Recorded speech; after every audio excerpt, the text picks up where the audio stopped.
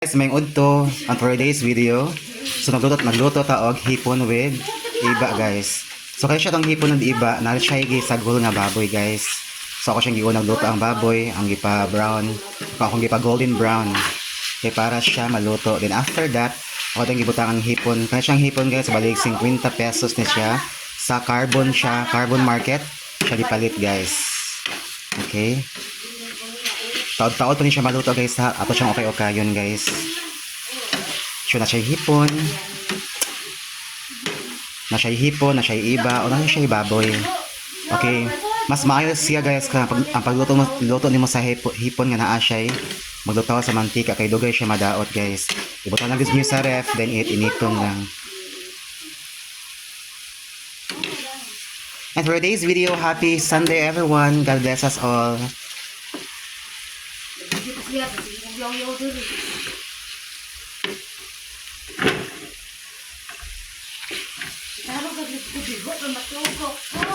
Okay, kayon siya guys. Hipon siya or alamang in Tagalog.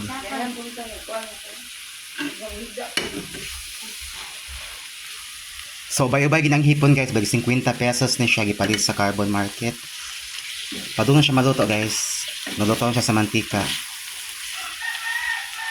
So mas maayo mo kuno nga mga din na makita ang kuan kuno ang kaning siyang iba. Kaning iba guys kay fresh from the farm niya guys sa Borges compound. Okay. Pero isod ka siya kuan guys ikuhit siya kay di siya makatkat na siya sa tumoy.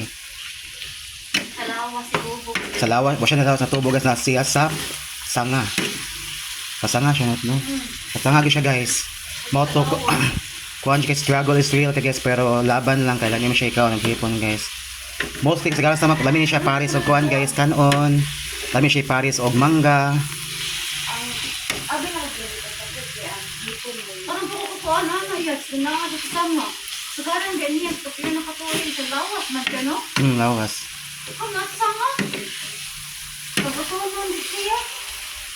So guys, kanang laging puhon-puhon ka na kay kwarta mo, pahit ko atong kanaging ibitera sa kuan.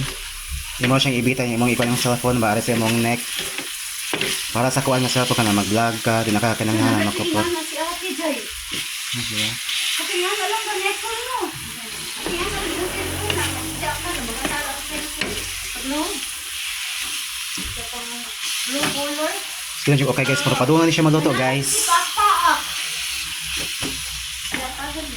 Yan gigamit na. Ay, taon nun sa. Ay, ang hindi sa kwarto, ba hindi sa lato.